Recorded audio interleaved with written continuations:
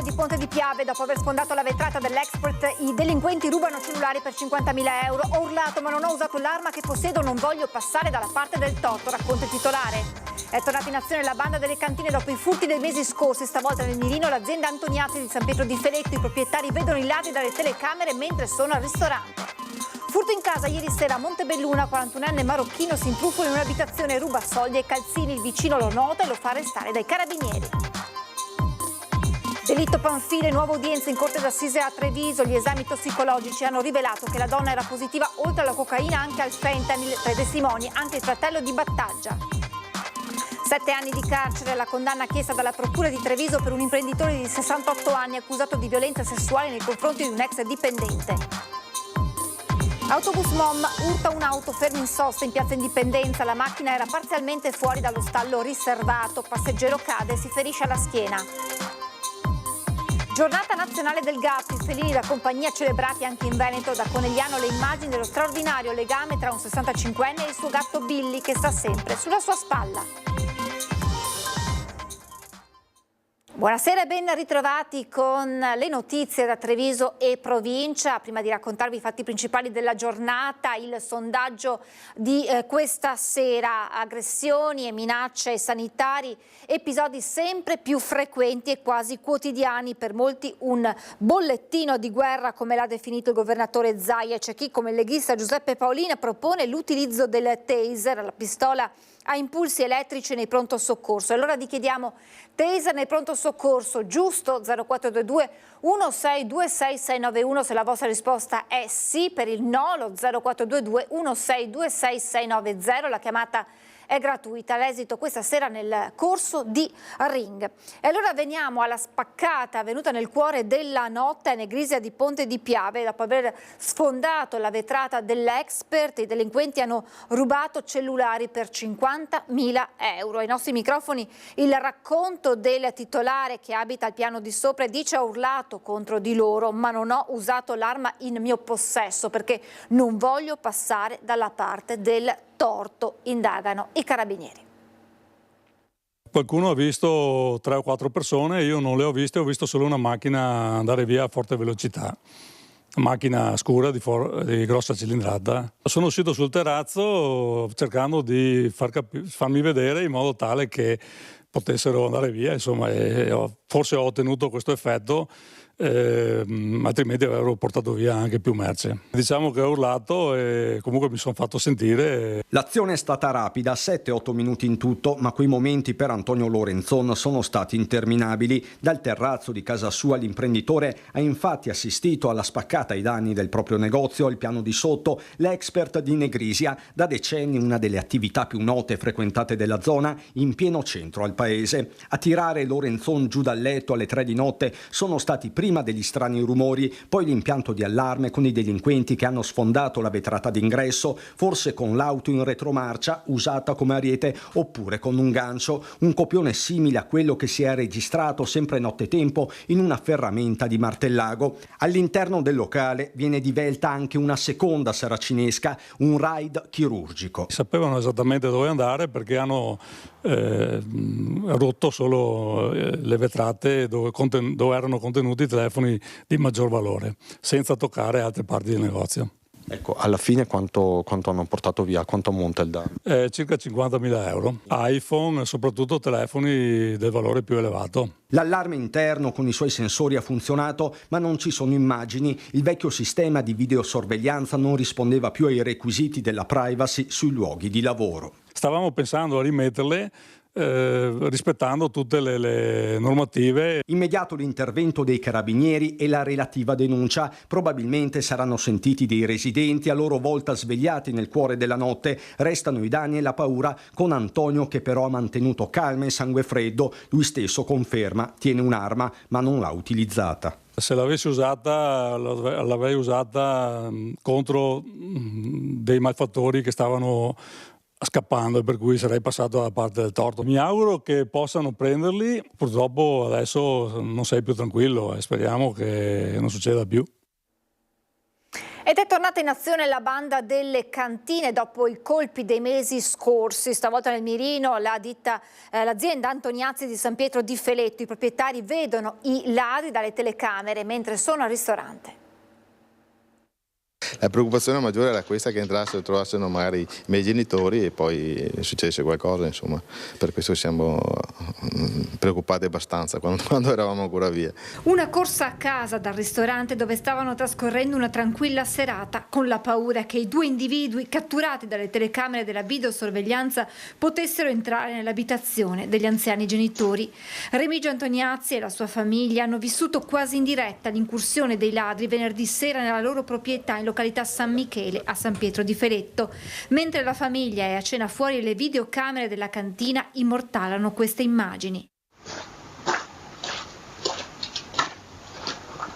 Le telecamere mostrano poi i due individui spostarsi verso l'abitazione di Remigio Antoniazzi e quella dei suoi genitori a poca distanza dalla cantina. Dalle telecamere si vede che aggirano la cantina, vanno verso l'abitazione e nello stesso minuto tornano indietro, perché in quel momento c'erano i miei nonni in casa, appunto, che erano anche usciti perché abbiamo i cani che abbaiavano. Padre e figlio si precipitano in via San Michele, qui l'amara sorpresa. Enrico, sono entrati da qui sostanzialmente? Sì, hanno spostato le bottiglie, devo dire che sono stati anche abbastanza prudenti, non hanno rotto niente e hanno attraversato la cantina fino a raggiungere l'ufficio, dove hanno messo sottosopra tutti i vari documenti che c'erano e dove hanno trovato, diciamo, il bottino.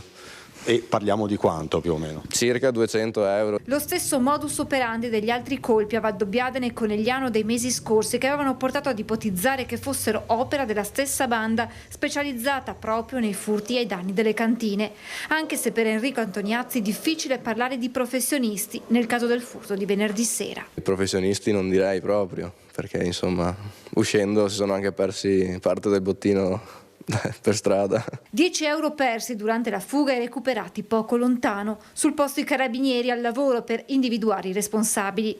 Quella sera stessa in via San Michele sono stati una decina i colpi tentati o andati a segno nelle abitazioni della località felettana. Non si dorme più tranquilli, ad ogni minimo rumore si deve stare attenti e quindi è un brutto vivere. I furti e le rapine terrorizzano da troppe settimane il nostro territorio. Spero che il Parlamento possa calendarizzare con la massima celerità il disegno di legge della Lega, che prevede una serie di norme in grado di combattere i furti, come l'aumento delle pene nel minimo e nel massimo edittale, per consentire che chi viene sorpreso a rubare non la faccia franca e vada in galera.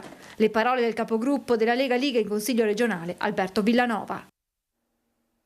E furto in casa ieri sera a Montebelluno. Un marocchino residente a Belluno con precedenti si è introdotto in un'abitazione portando via portafogli, monete e anche un paio di calzini. Tutto ritornato nelle mani del legittimo proprietario grazie alla segnalazione di un vicino di casa.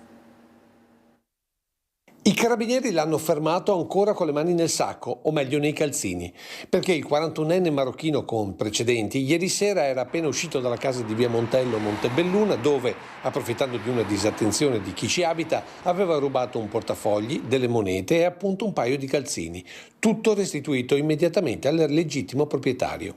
Un furto dal valore economico certamente modesto, circa 30 euro, ma da quello morale ben più elevato, visto che ad avvertire i carabinieri di quanto stava accadendo è stato un vicino di casa del derubato.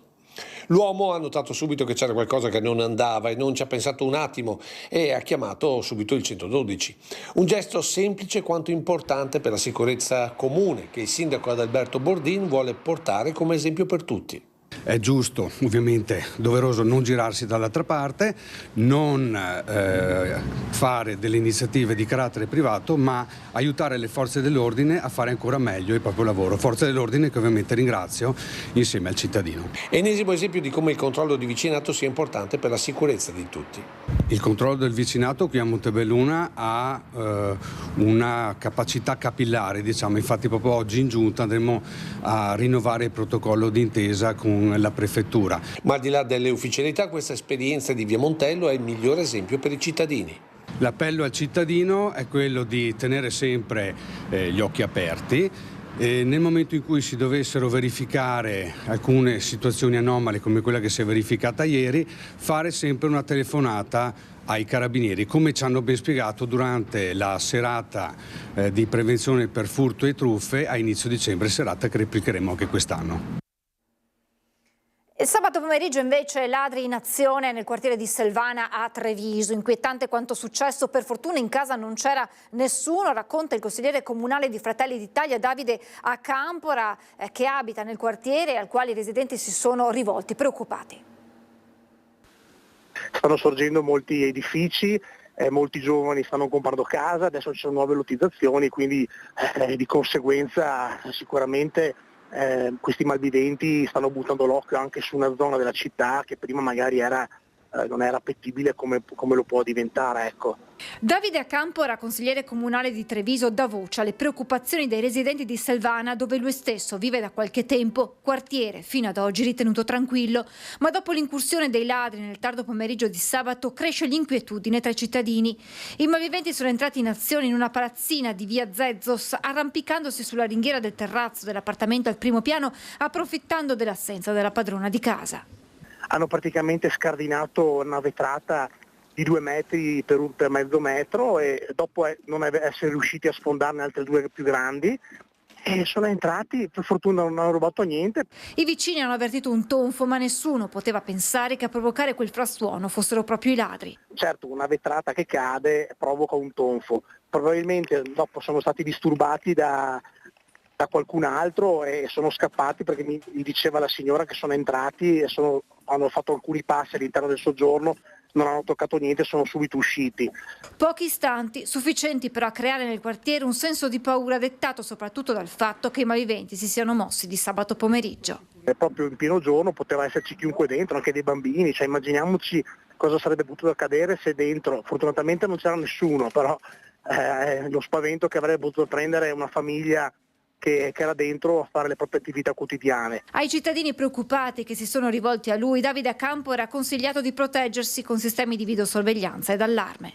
Gli ho consigliato sicuramente di mettere dei deterrenti intorno agli edifici come telecamere, per poter fare in modo che magari i ladri si facciano anche qualche domanda prima di poter spaccare qualche finestra, ma soprattutto gli antifurti perimetrici, quelli sono dei deterrenti, e soprattutto quelli volumetrici.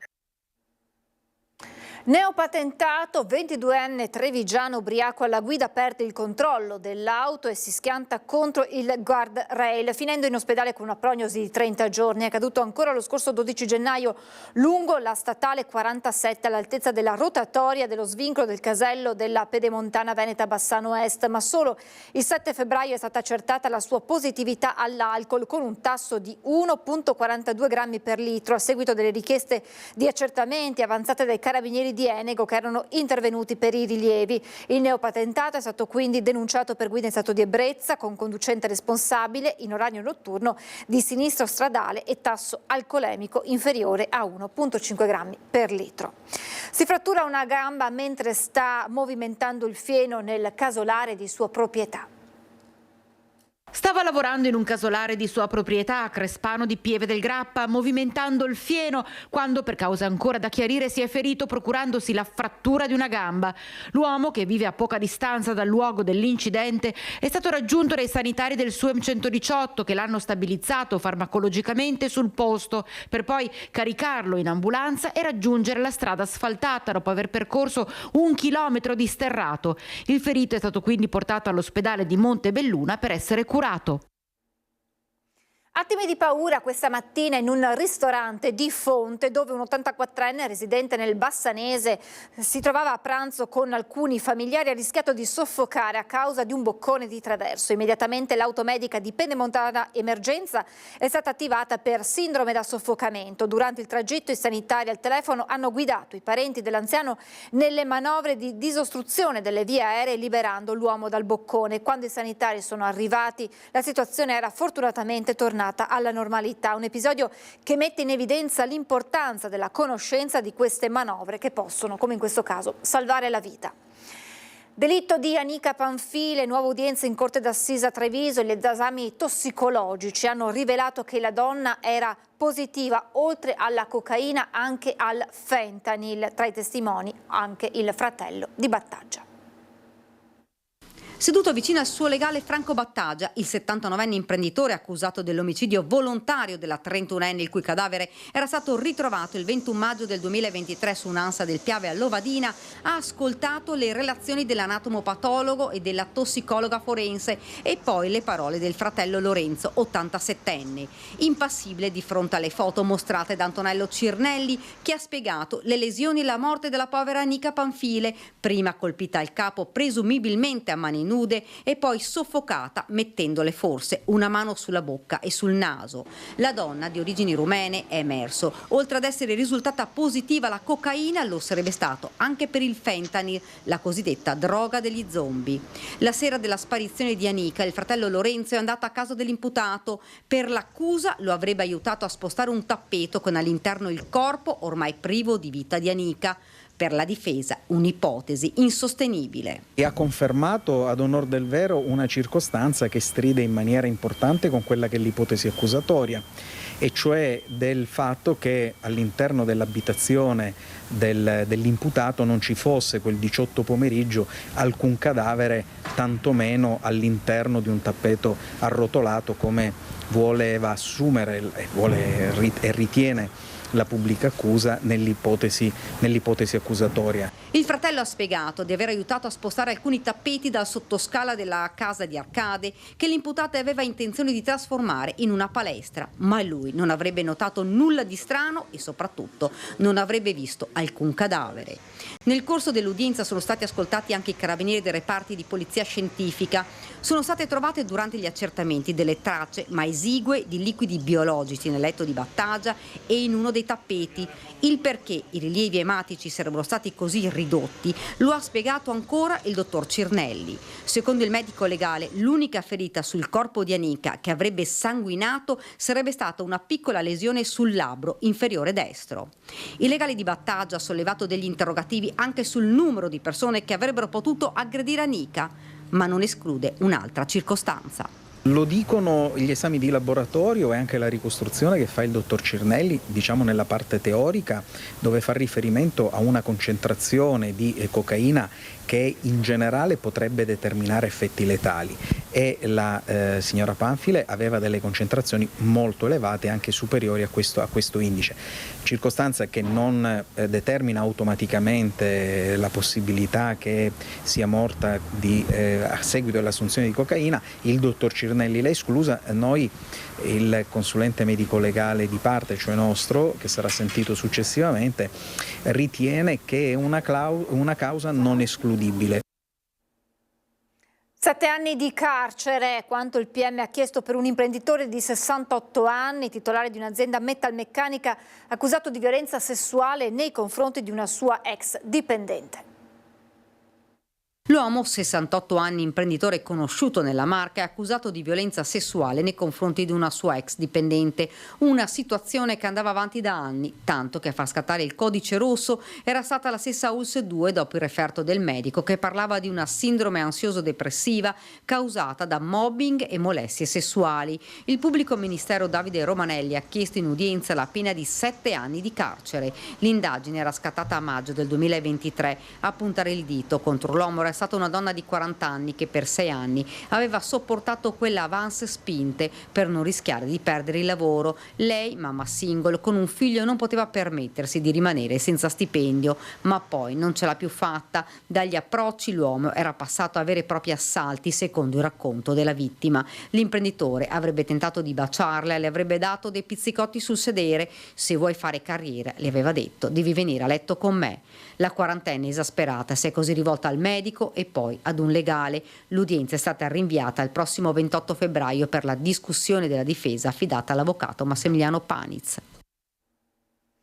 È rimasto ferito alla schiena uno dei passeggeri che questa mattina si trovava a bordo di un autobus MOM che ha urtato un'auto ferma in sosta. Secondo una prima ricostruzione sembra che il bus fosse appena ripartito dalla fermata in Piazza dei Signori a Treviso quando, voltando verso Piazza Indipendenza, avrebbe urtato l'auto di un disabile parcheggiata parzialmente fuori dallo stallo riservato.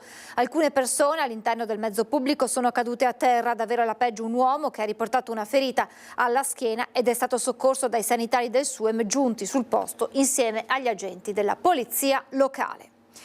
Al via nei prossimi giorni a Treviso un nuovo cantiere per la posa della fognatura tra via Bampo e via Zermanese per consentire l'esecuzione dei lavori in sicurezza e ridurre i disagi alla cittadinanza. Il cantiere procederà per step con un'occupazione massima di circa 50 metri alla volta, lasciando sempre percorribile il cavalcavia di via Zermanese. Dal 19 febbraio per circa una settimana via Bampo sarà chiusa al traffico. 6 giorni dopo, dal 25 dunque, invece veicoli interdetti in via Zermanese per circa 3 settimane. Durante tutte le fasi i residenti avranno totale libertà d'accesso e sarà assicurato il transito pedonale e ciclabile. In accordo con MOM i bus verranno deviati su via Sant'Antonino. L'intervento del valore di 200.000 euro interesserà un tratto di circa 400 metri e si pone come obiettivo il completamento dell'ultimo tratto di via Zermanese ancora sprovvisto di fognatura nera. Non accennano a diminuire le devastazioni provocate dai cinghiali, a segnalarle non solo gli agricoltori o gli allevatori preoccupati del contagio per la peste suina africana, ma anche proprietari di fondi privati e amministrazioni comunali per quanto causano al sistema idrogeologico dei territori. I danni per noi agricoltori sono ancora molto consistenti, specialmente nel mais, negli appezzamenti coltivati a mais. I danni vanno dalla semina al momento della raccolta, poi anche sul cotico erboso, per esempio dei vigneti, dei prati, dove è impossibile andare a sfalciare. Continua l'emergenza cinghiali nella Marca e nel Veneto. Alle colture devastate, al pericolo contagio per gli allevamenti suini della peste africana si aggiunge il rischio idrogeologico nelle zone montane. Qui c'è il cosiddetto insoglio, dove i cinghiali vanno ad arrotolarsi per proteggersi dagli insetti, dai vari parassiti, e in questo caso non è particolarmente pericoloso perché è in una zona diciamo tutto sommato pianeggiante, però se lo fa in altre zone diventa un rischio idrogeologico. Uno scenario che impone l'azione più decisa di gestione degli ungulati da parte dei cacciatori, coordinati dal commissario regionale all'emergenza cinghiali, che ha subito messo in atto una serie di provvedimenti che rendono in Veneto più snelle le procedure per attivare dei punti di avvistamento e di sparo. Nel senso che nel momento in cui abbiamo la segnalazione da parte di un agricoltore o per nostro censimento di un danno su un territorio, possiamo mandare un messaggio alla Guardia Provinciale di zona, il quale ci autorizza in tempi anche abbastanza brevi, nel giro di un paio d'ore, a istituire un punto sparo temporaneo e esercitare la nostra attività di eradicatori. Una procedura attivata da tutte le province venete, ma non nella Marca. Presidente, queste nuove linee guida molto più veloci e molto più agili sono operative nella Marca? No, attualmente purtroppo non sono ancora operative, auspichiamo che la provincia le renda operative in tempi rapidissimi, perché questo ci consentirebbe di dare un maggiore supporto agli agricoltori e anche un aiuto agli allevatori. Purtroppo sappiamo che la peste suina è qua a pochi chilometri. È morto nel tardo pomeriggio di oggi, assistito dai propri cari, Andrea Arman, l'avvocato che tra i primi cercò di tutelare i risparmiatori traditi da Veneto Banca e Popolare di Vicenza. Avvocato di Vidor, classe 1959, socio fondatore della Liga Veneta negli anni 80, era diventato presidente del coordinamento delle associazioni dei soci delle banche venete Don Torta. Tante le iniziative che ha portato avanti con l'obiettivo di restituire ai piccoli investitori quanto sparito nel crack delle banche venete. Da qualche anno aveva intrapreso un'altra lotta contro un male che non perdona. Nei mesi scorsi l'ultimo tentativo che purtroppo non aveva dato gli esiti sperati. I funerali dell'avvocato Andrea Arman non sono stati al momento ancora fissati. Ci fermiamo per la pubblicità, tra poco. Rieccoci in diretta, 17 febbraio, la giornata del gatto, e quale miglior modo di festeggiarla nella Marca se non con l'avvistamento di un rarissimo esemplare di gatto selvatico sul Montello. Ecco in esclusiva le immagini.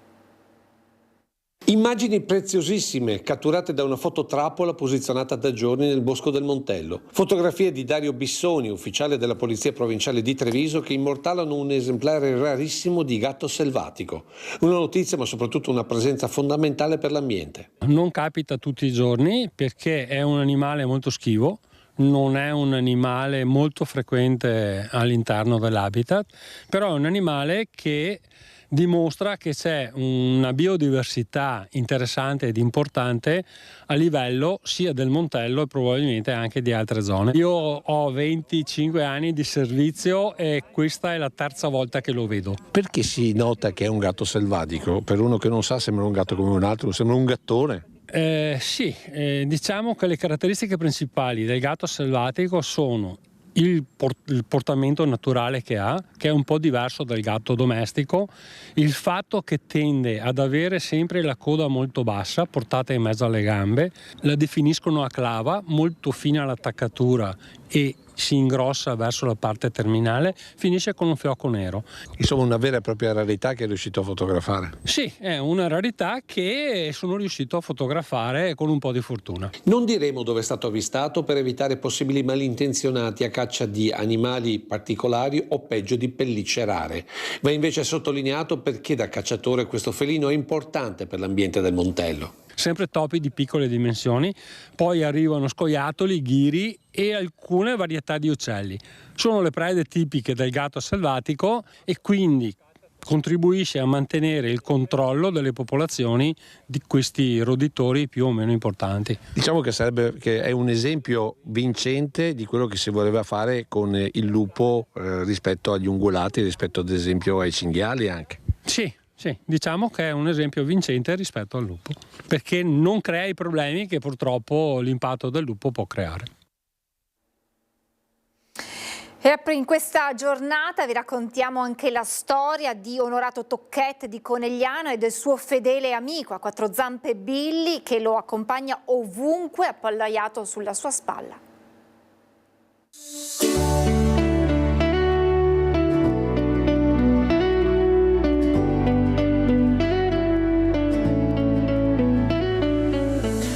Onorato e Billy è stato amore a prima vista, un piccolo gattino di 4 mesi incontrato nel bosco insieme ad altri trovatelli, la strada verso casa e poi il ritorno tra gli alberi dove l'incontro con il piccolo amico a 4 zampe è diventato un per sempre. Ho guardato insieme alla collina, ho dato una fischiata e il primo nome che mi è venuto in mente è stato Billy. Ha dribblato tutte queste persone, ha girato attorno alle mie gambe, è salito in macchina e lì è iniziato l'amore con Billy. 4 anni di amore e di complicità, al guinzaglio, libero per i prati, ma soprattutto in spalla. Billy da quel giorno non ha mai abbandonato il suo padrone. Billy è sempre in spalla con me, andiamo in bicicletta, in macchina, dappertutto, andiamo per i negozi, lui è sempre presente, andiamo anche in banca e lui ha la sua sedia. Sì, voglio dire, è un gatto speciale. Nel bosco lui mi porta fuori, se c'è un pericolo lui mi avverte, si ferma, mi guarda e io capisco cos'è. A Conegliano, Onorato, 65 anni, e Billy, 4, sono molto conosciuti e seguiti anche sui social, dove l'innamorato pensionato pubblica il racconto delle giornate passate insieme al suo fedele amico. La particolarità che suscita dolcezza e curiosità è proprio il modo in cui Billy accompagna il padrone, standogli sempre in spalla. Lei immagina la sua vita senza questo gatto ormai, no? No, io penso proprio di no, anzi mi manca, io quando vado mi commuovo un po'. Io quando vado in giro e torno a casa, io sento la mancanza di Billy quando sono in giro.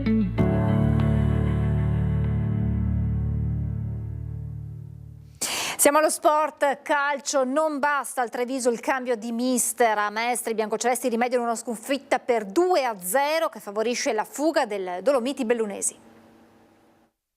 4 sconfitte nelle ultime 5 gare, la svolta sulla panchina con il neoallenatore Carmine Parlato, subentrato a Fabrizio Cacciatore, non porta anche una svolta sul campo. A Mestre nuovo tassello della crisi da cui il Treviso fatica a riprendersi, con i rivali del Dolomiti Bellunesi che allungano a +5 grazie al 2-0 strappato in trasferta ai bergamaschi del Ciserano. Il derby con il Mestre è una di quelle sfide dal sapore particolare, più ancora se in ballo c'è il tentativo per i biancocelesti di tornare in carreggiata dopo le sbandate delle ultime gare. Nulla di fatto, i mestrini vanno in vantaggio per 1-0 dopo soli 5 minuti con Bangal e ipotecano da subito l'incontro. Colpo troppo duro per i trevigiani, che subiscono la superiorità degli avversari e al 12° della ripresa incassano il 2-0 del KO con Soprano. Il tutto senza poter tra l'altro contare sulla propria tifoseria, a cui le autorità hanno vietato l'ingresso allo stadio per questioni di ordine pubblico. Amareggiato il nuovo mister, che non perde la speranza di acciuffare la Serie C e guarda alle prossime sfide. Domenica il Treviso ritorna al Tenni, ma la partita è ostica. Di fronte il Cerlins Muzane, che in classifica è 8º, mentre il Dolomiti affronta proprio il Mestre, galvanizzato dalle 3 vittorie conquistate nelle ultime 3 giornate. E siamo alla pagina con le notizie da Belluno e provincia.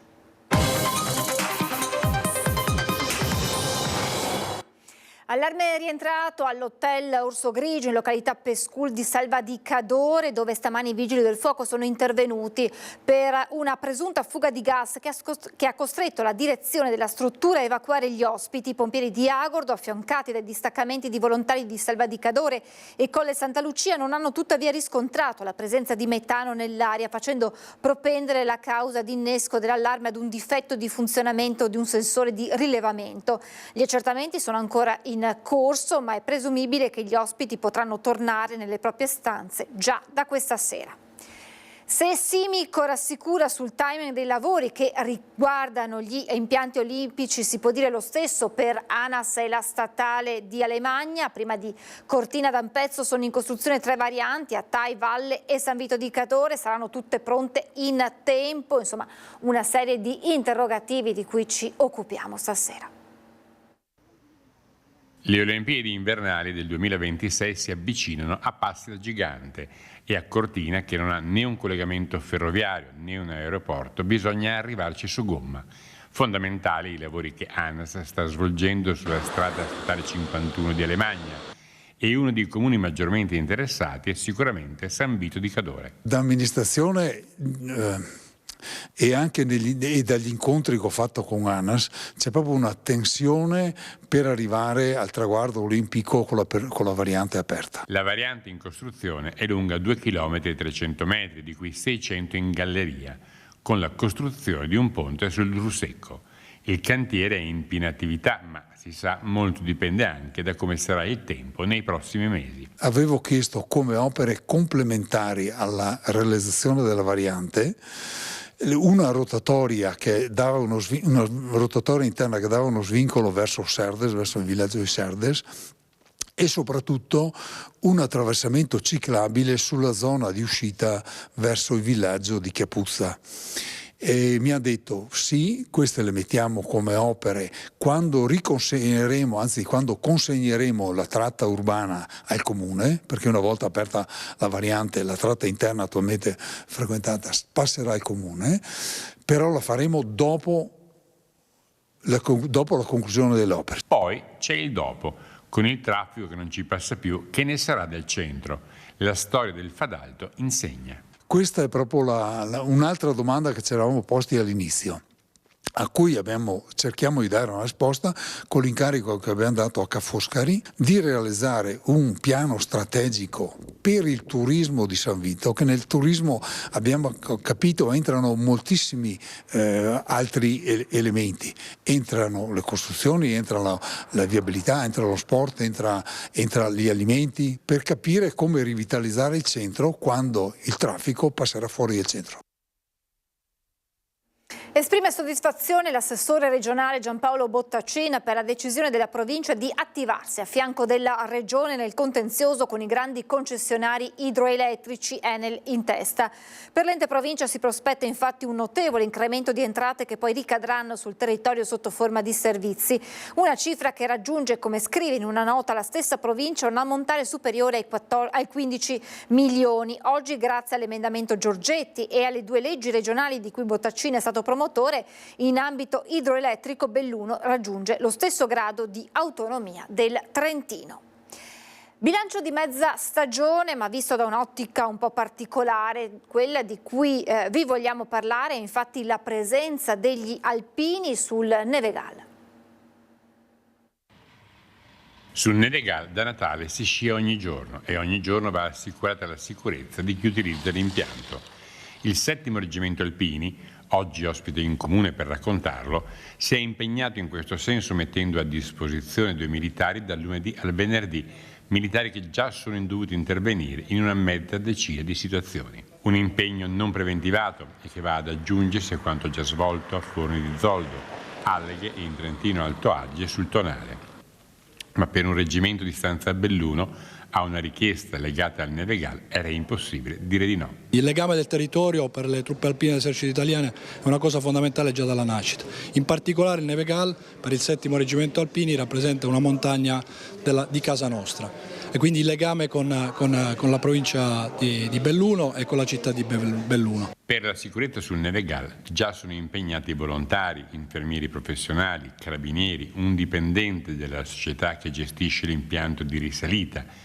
Gli alpini del 7° Reggimento dall'anno prossimo saranno presenti tutti i giorni ininterrottamente. Poter fornire, integrata con il servizio che forniscono le truppe alpine dell'esercito italiano a favore dei comprensori sciistici, quello di assistente militare e piste di sci, anche con le montagne di Belluno, quindi del Nevegal in particolare, è una cosa veramente importante e lo facciamo con piacere, con tutti i sacrifici ma comunque con piacere.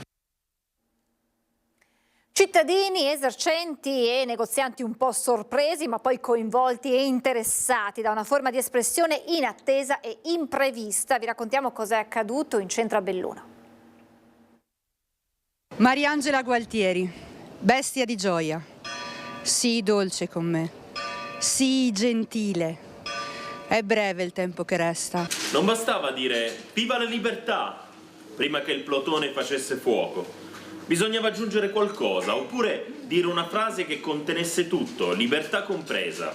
È riempita di fantasmi paurosi, come la parola morte, per farti stare calma, ossequiosi di tutte le leggi costituite. Letture per strada, nei negozi, negli esercizi, un'iniziativa della cittadina Tib Teatro per promuovere quanto accadrà all'interno della Crepadona, uno spazio recentemente restituito alla città di Belluno con la collocazione al suo interno della biblioteca comunale, ma anche uno spazio che si presta a molte altre attività, quali saranno i 4 spettacoli teatrali programmati tra il 21 e il 23 del mese, che con le sue letture Tib fa conoscere alla gente. Il teatro all'interno della comunità in tutte le forme, come Tib ha sempre inteso fare nel corso di 30 anni, questa volta volentieri ha accolto l'invito di ISOIPS a unirsi in queste letture che promuovono la riapertura della bellissima biblioteca di Belluno. Quanto è importante quello spazio per la città e per la cultura?